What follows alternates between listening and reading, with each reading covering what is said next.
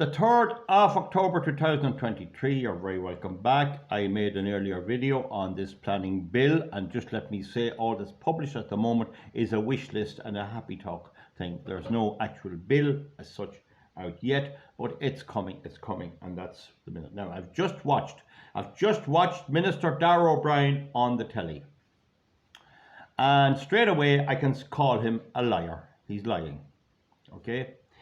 He's also deluded and a fool, but a bully as well. So we'll see. I just want to bring to your attention now the situation. If you're not into planning and you're not into this, please forget about it. You might be into some other video I'm making, and don't hang around with this. This is for people who are interested in this stuff. There is in Ireland a development. A development is under the Planning and Development Act only. Submissions and all can be made in the same way as anything else, but the Irish Supreme Court is the final court to rule on it. The Irish Supreme Court. It can't go to Europe. That's a development. Now, at the moment, most of those, like the Dalkey nursing home, where Mr. Pat Kenny, the famous broadcaster, is litigating, they are treated as developments only.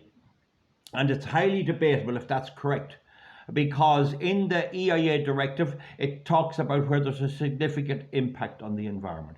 But certainly housing schemes and government funded schemes, there's a difference in the building of the nursing home in Dalkey because it's privately funded. But where the government is funding and trying to promote a housing policy in Ireland, that is a government plan or programme for town and country planning and must have an SEA. So just get that difference. If somebody wants to build a nursing home or a housing estate, they'll get away probably at the moment under the Planning and Development Act. I am just after getting this reply from Bord Pleanála. I'm a very active campaigner, and this is a wind farm. This is a solar farm over in Crookedwood in County Westmeath, and this is an observation. I missed the actual original application, but I make an observation when it goes to Bord Pleanála, which I'm entitled to do. I had to pay €50 for this. You have your receipt and all of that. Now, I maintain that it needs an environmental impact assessment under the EIA directive because it's been funded by the Government Plan and Programme for Energy by the REFIT scheme, and it's actually a bigger area. It's 84 hectares of land than the Poolbeg power station, and if you're building a power station like Poolbeg, you need an EIA. So we have a tussle there straight away. They're trying to build these solar farms just as a house or a nursing home or whatever, and the directive doesn't itemise solar farms or nursing homes. It says if it has a significant impact on the environment, and it gives the criteria down about its size, pollution and all of that stuff to dictate that. So there straight away we're into a litigation system. Now remember, there's a development, there's a project, and there's a plan or programme. The project is the middle one. So you have the plan or programme at the top, you have the project in the middle, and you have the development at the bottom. Now, the minister is after saying there about interest. You have to have an interest in it. Now, I have to admit that for a development, such as a house or something, they may get away with that because European law does not apply unless the SEA directive, the EIA directive, the pollution control directive and the habitats directives come into play. So if they don't come into play, I will not give an opinion and say that somebody living in Donegal can object or cannot in County Cork to a development if that's the way it is. And that has always been the way. So there's nothing new in this.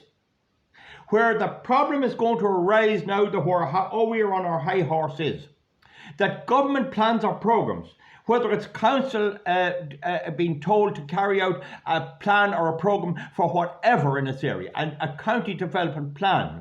Up to now, like in Westmeath, the councillors got together and they said windmills can only go in certain areas. The minister is bringing in law now that he can dictate to the council what can be done. So he can override the council under this new legislation. Now, that may be all right for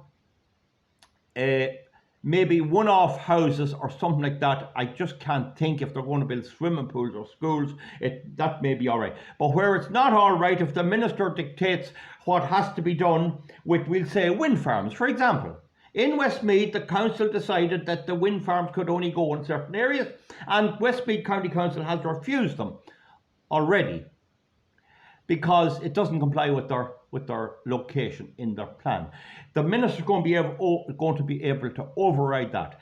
That immediately can be challenged right up to the European Court of Justice because the minister has no SCA. If he wants to dictate to the council where the windmills go, he must have a strategic environmental assessment, and he has none. He has none, and he's blind to this. And radio televisions, after interviewing him, not once was there mention of the SCA directive, a piece of hard EU law already there. So he cannot push anything through if he doesn't do his environmental report with public participation. Now, the other thing is, he makes a big deal of stakeholders like Contashka and them. They have to be consulted.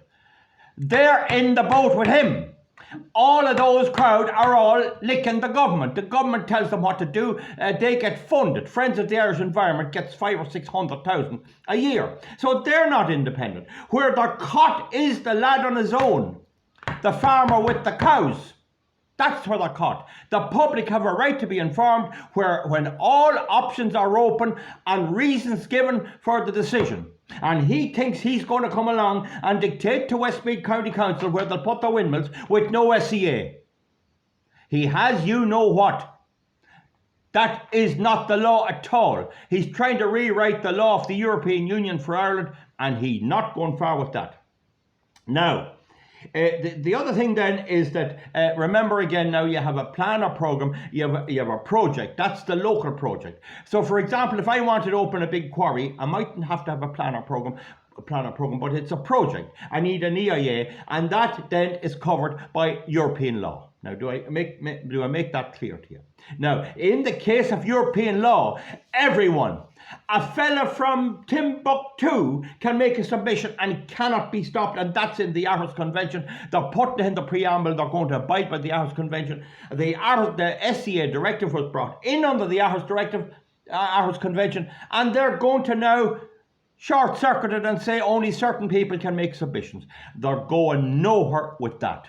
The next thing appears to be, and this is very unclear, it looks to me from what he said is that the government's going to fund the judicial review process.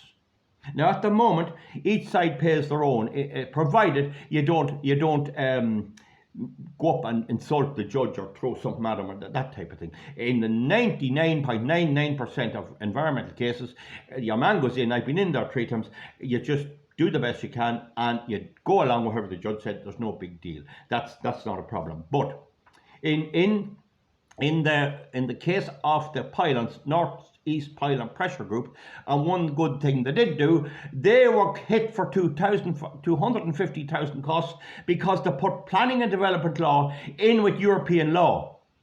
And the court ruled in Dublin that they had to pay the bit for the Planning and Development Act because that's not covered by the directive. But the European Court of Justice said that's not right, that the court should allow expenses even where the Planning and Development Act is mixed with the other. You understand? So that's sort of the law at the moment. So is the government now going to come along? Suppose now there's a wind farm granted beside or granted beside me, and I go to take a judicial review. Are they going to pay my costs? Can I hire a lawyer? Is that going to be an addition? Are they going to have a legal aid for taking a judicial review? So can I get my barrister and my senior and my junior and my solicitor? You need a solicitor, a junior counsel and a senior counsel. It's 40,000 to go in, euros. It's another 20 to go to the Court of Appeal, and it's another 20 to go to the Supreme Court. And where I'm caught is that I can go in on my own because I'm a farmer with cows. You know, I can show a picture of the cow, and that's all you want. And the next thing is, they think I'm an idiot. Well, I let them know already. Well, I've manners put on them in a big way. But the thing about it is that they They appear to be, and I'll not know till the bill comes out, they appear to be going to do somewhere that give me cost to hire my people. Now that'd be great if that's the case, but you'll find they'll put some kind of a limit on that. So in the end of the day, the only where I have a wee problem is if I go to the High Court and I lose, and I go to the Court of Appeal and I lose, and I go to the Supreme Court, if the Supreme Court refers it to the European Court of Justice, a lay person cannot plead in the European Court of Justice. And that is a big problem. However, any legally qualified person can plead for you. Anyone, a solicitor, a junior counsel or a senior counsel from anywhere within the EU. So one of the areas I'll be looking at if I'm going to litigate, I'd only litigate again on a one or two type grounds: failure to comply with the EIA or the SCA directive in a specific area. I wouldn't have a big long thing. But one of the things that will be looked at, but we'll be helping groups anyway. So I don't think they're going to help the person taking the judicial review. Why would they fund them? I don't think that's going to be there. Now, so they're going to try and curtail it. But the big point is disinterest. Will they try to stop a person, let's say, from Paris, objected to a wind farm in Cork that may have an interest in it? I think that looks to be the way they're coming. That may be the way. Now, I said at the beginning, the minister's a liar. And here's the point. He said tonight on the television, I saw him clearly saying it, that the idea that you cannot participate in the original planning process and come in and take a judicial review is going to be stopped. That is now the law and has been the law for years. When you make your submission or your observation, you get a certificate. There it's there. There it's there in black and white. And it says preserve this and keep this safe. I've got several of them. Right? And you keep that. And once they grant the permission, you then attach that. You have to say on your statement of grounds that on your affidavit that you are a participant. You cannot get in for a judicial review at the last minute. Some interviewer, a lady interviewer, said, "What if I buy a property down beside it and I haven't been involved in the beginning?" That the law as it is, you have no say. So is he going to give her a say or not? He said there would be very few cases of it. That's baloney. He's totally off the chart there. He's ignorant as can be. He's either ignorant or he's lying. And they're all fit for anything. Fit for anything, these crowds. You cannot take a judicial review if you don't have your receipt. Now, the next thing then is that he said you could. And he's going to close that gap. There is no gap. There is no gap. So the other thing then is what's this? He's raving on about changing the name of Board Planola. For God's sake, what a pathetic excuse. What a pathetic excuse of a legislator. They can do what they like. They're breaking the law. And it's me and one or two other people who have created this crisis for them. They have steadfastly refused to comply with the directives, which in the case of housing are not that hard to do. And they're going to stick to it. And they're going to dictate to councils where they can put this, that and the other without carrying out the SCA. So people are all liared up and all ready. He's there, and of course nobody ever asked him. Nobody ever asked him from Radio Television, what does the Strategic Environmental Directive say?